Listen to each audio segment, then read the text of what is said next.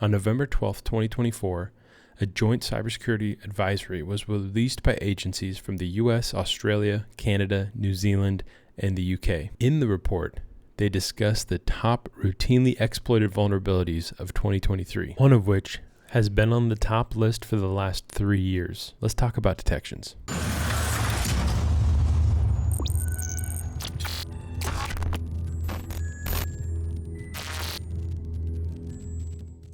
This joint cybersecurity advisory released by the US, Australia, Canada, New Zealand, and the United Kingdom is providing the 2023 top routinely exploited vulnerabilities.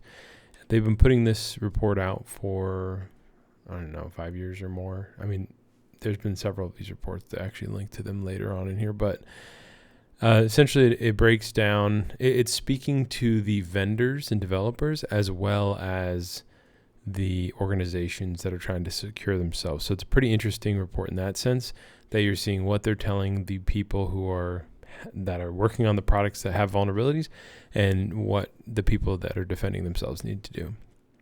So going through and looking at the top vulnerabilities listed, I'll let you kind of go through these yourself. There's a few insights I'll poke at, but if you go down past those, there's also additional routinely exploited vulnerabilities. So they give you the top 15, but then there's just a ton more that they give you. So that's kind of interesting. The report does mention that in 2023, malicious actors exploited more 0 days to compromise networks than compared to 2022, which is an interesting information there. There wasn't really any specific metrics around that, but it's kind of an interesting factoid.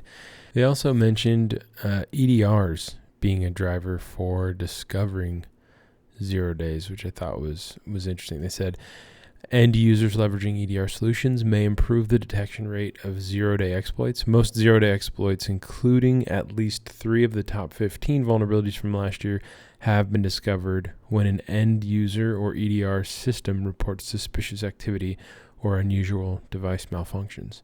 So that's kind of an interesting insight there. I actually took the vulnerabilities from the last 3 years and threw them in a spreadsheet to see kind of how they looked. And interestingly enough, there has been one CVE 2021-44228 that spans all 3 years. So it made the top list for 2021, 2022, and 2023. That was the only one that made the list all 3 years. The only other one that came close, or I guess there were a few that came close, but one that was in 2023 and another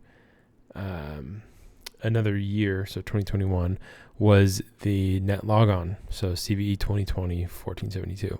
So it is pretty interesting that some of these older vulnerabilities are still getting utilized by attackers, even though they've been around for so long.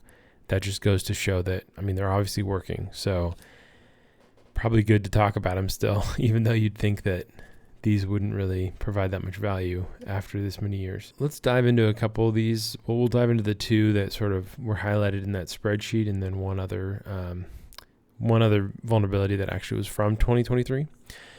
So the first one we'll look at here is CVE 2020-1472. So this, again, is the Netlogon. So the interesting thing about this is, like we saw in that spreadsheet, right? This one was on the list in 2021, not on the list in 2022, and then on the list again in 2023. So what drove that to be added to the list again? So looking at some of the intelligence, we can see, if we go back to 2023, we can see several articles referencing activity for this CVE. Specifically, we'll see CISA release Stop Ransomware notice talking about Rashida ransomware, and in this release it talks about how they use this CVE. Also, Cuba ransomware and APT15 we're seeing using it. So those are some of the things that could have added to it. And then this year already we have Cosmic Beetle and Ransom Hub still utilizing it. So, hey, who knows? Maybe this will make another year on the top 15 list. So in our platform, we have zero login, a threat session, or a couple threat sessions for zero login, but the one we'll look at here, this is zero login remote domain controller privilege escalation. So if we look at the detection that will pick up on this activity, this one specifically is a native Splunk detection, so not Sigma, but it'll still give you the idea here. So we can see the log, and basically what this is looking for is an event code of 4742, which is the code for computer was changed. So it's looking for 4742 and a subject username of anonymous login, and not a password set of dash, which means it's never been set. And then down here where it's filtering it down, it's trying to confirm that this event has the same computer name and target username, showing that something suspicious is going on here, right? So if it's the same, it shows that it's changing its own target user.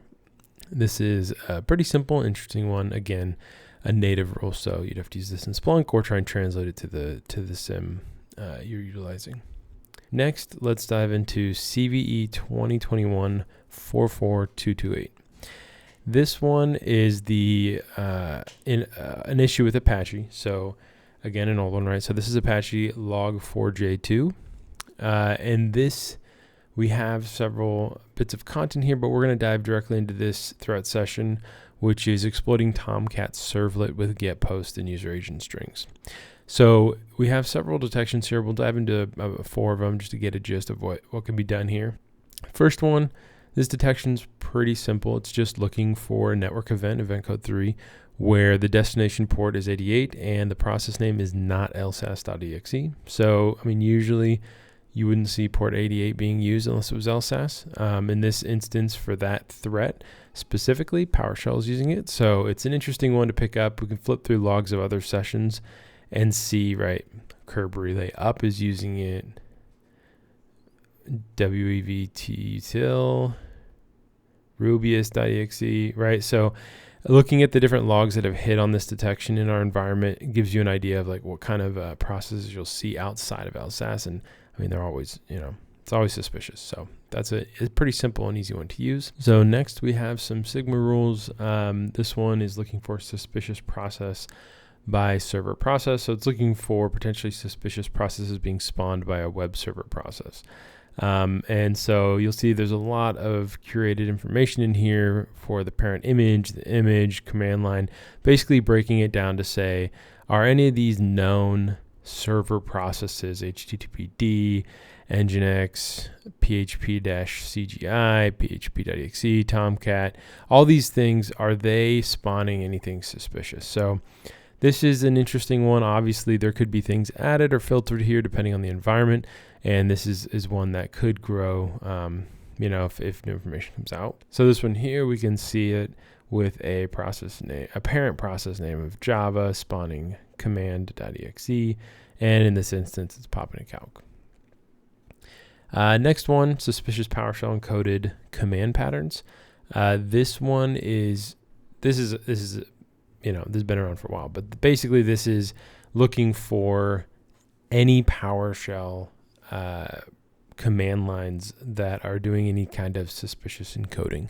That's pretty common with, different threats, is PowerShell being encoded. It's like pretty standard. So like this is what you'll see a lot, right? -E and a bunch of, encoded text. So great one here to detect suspicious things. It's pretty uncommon to see, this type of encoding stuff being used normally. So a good one for hunting and looking for some suspicious activity, even outside of this specific threat. Last one for this CVE, we have shell process spawned by java.exe.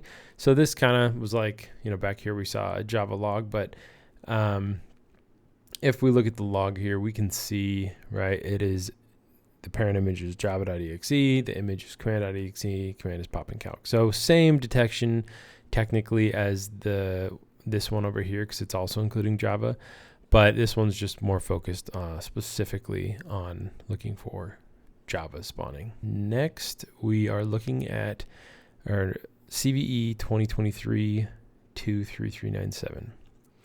So this one is a elevation of privilege vulnerability in Microsoft Outlook. And the specific threat we had created here was persistence via Microsoft Outlook elevation of privileges, elevation of privilege vulnerability. So basically we were doing we were using the CVE to gain persistence. So for this detection here, we are looking for the registry entry that's showing the Outlook reminder sound being changed. And that's where the CVE, how the CVE works. Essentially, there was the vulnerability is an attacker can change or add a custom sound file path in Outlook, and that can basically trigger whatever malicious code they have in there. So, so you can see here it says triggers SMB or web dev requests to an attacker-controlled server, potentially capturing user hashes.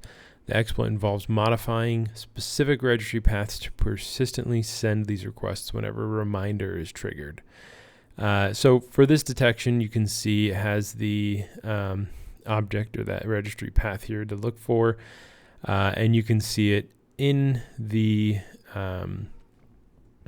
event from that threat session. So we have the Hack the Planet WAV file being added to the registry into this target object. So that is a good one to utilize to kind of hunt for this activity. But yeah, I think that does it. We've gone through a couple of them. Again, there's a lot more vulnerabilities, CVEs to go through in there. But I think we'll end on that one for today. Thank you for watching another Threat Snapshot. If you enjoyed it, please hit the like button and subscribe or hit the bell for notifications. If you have any suggestions for other snapshots or any questions about this one, feel free to leave a comment and we'll try to reply back. Thanks.